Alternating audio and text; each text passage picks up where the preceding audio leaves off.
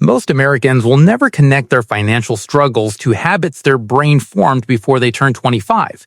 Not because the habits are hidden, because the brain convinced them the habits were helping. Like telling yourself you will save what is left at the end of the month and never doing it. Right now, your brain is running patterns inside your financial life without asking you, not to hurt you, to protect you. The problem is what it decided protecting you looks like. There are 20 habits running right now, 5 patterns, each one more uncomfortable than the last. The first, you will recognize immediately. The second, you will justify. The third, you will feel defensive about. The fourth is happening so far below your awareness, you will not believe it at first. And the fifth, the last pattern, is the reason all the others exist. By the end of this, you will not just understand what your brain is doing, you will feel it. But first, it starts somewhere you would never expect. The first pattern your brain uses is the most convincing, because every habit inside it looks too small to matter. Your brain is not stupid, it knows you will fight back against big financial mistakes, so it hides the damage in decisions so small you never think twice about them. This is the minimum damage illusion, the belief that small does not count. You tell yourself you will save whatever's left at the end of the month. Your brain calls this responsible flexibility.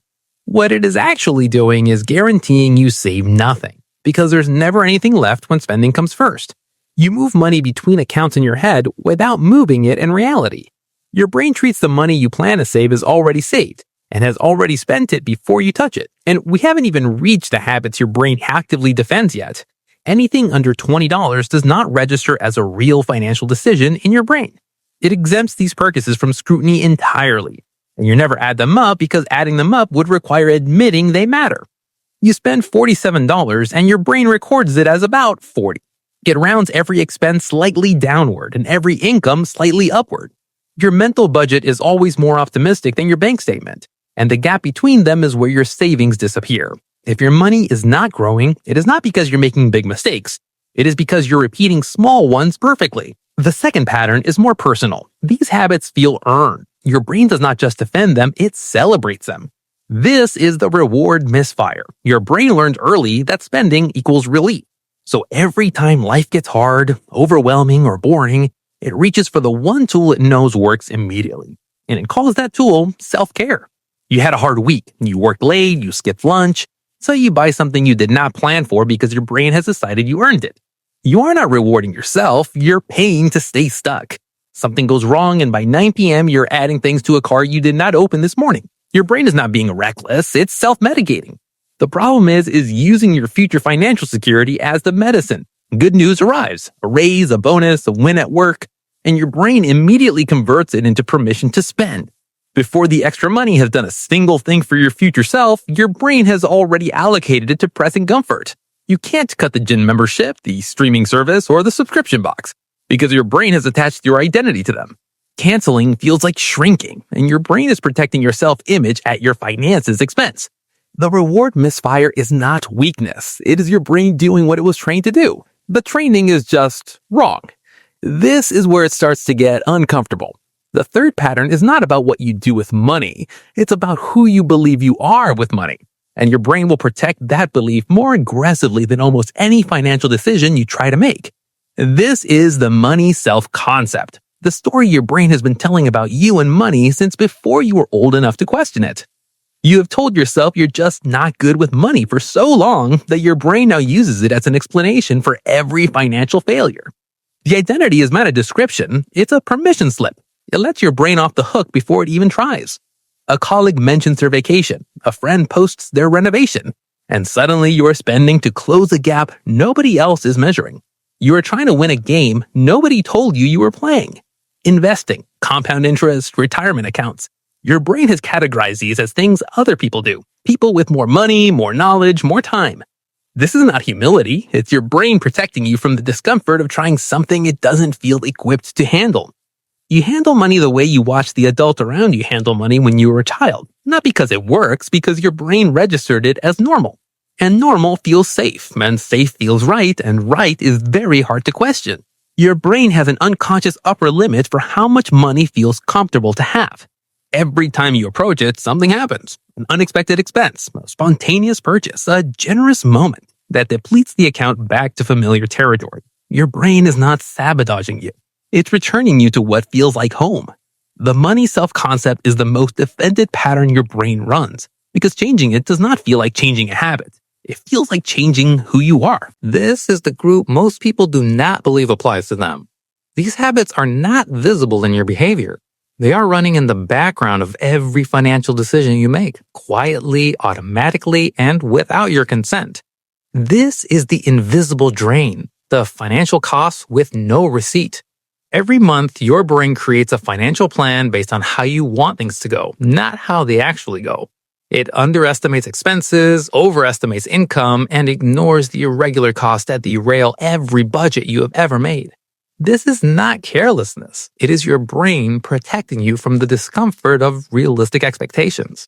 Every financial decision that requires sacrifice today in exchange for benefit later gets discounted by your brain before you consciously evaluate it. Your future self is broke because your present self does not believe they are real, and your brain automatically weights present comfort over future security every single time, without telling you it is doing it. The gym you have paid for since January, the app you have not opened in 4 months, the subscription that auto-renews while you mean to cancel it. Your brain cannot process cutting a loss without feeling like it failed, so it keeps paying to avoid admitting the money is already gone. The next two habits are the ones nobody talks about because they happen after the day is over. Your brain treats money differently depending on where it comes from. A tax refund gets spent on things your salary never would. A bonus disappears faster than regular income. Your brain has created invisible categories that determine how carefully money gets treated. And the least carefully treated money is always the money that could have built your future. By 10 p.m., your brain has made thousands of decisions, and its capacity for discipline is empty. This is when the impulse order happens. The cart gets checked out, the subscription gets added. You're not weak at night. Your brain is depleted. And a depleted brain always chooses the path that requires the least resistance. You just watch your brain spend without you. What comes next is why it will keep doing it, unless you understand what is actually driving all of it. Everything you just recognized, those small purchases you dismissed, the comfort spending you justified, the identity you defended, the invisible drains you'd never noticed, they all have the same source. This is the comfort optimization. And your brain will resist this one most of all, because this is not a habit. This is the reason for all the others.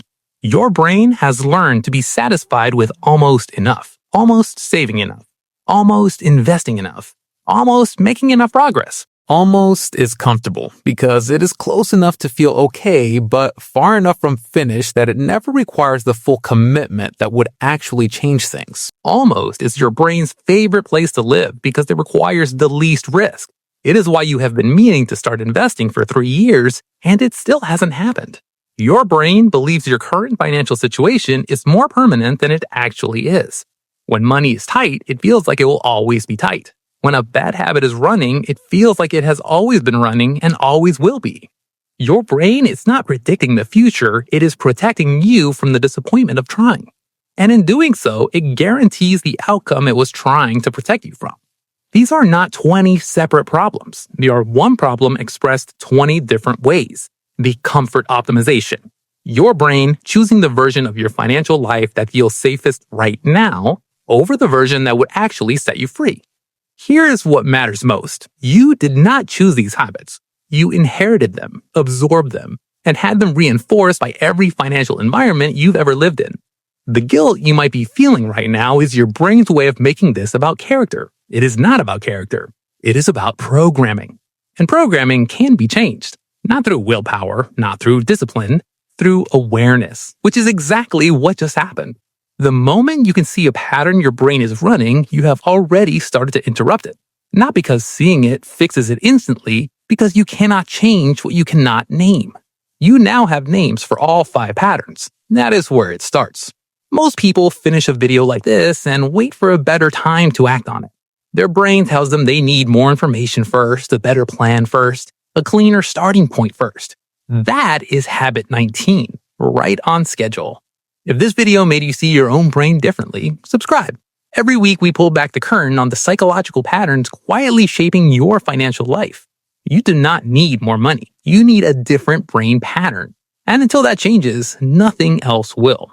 And next week we go deeper into the one pattern that is hardest to break. because your brain doesn't just run it, it disguises it as your personality.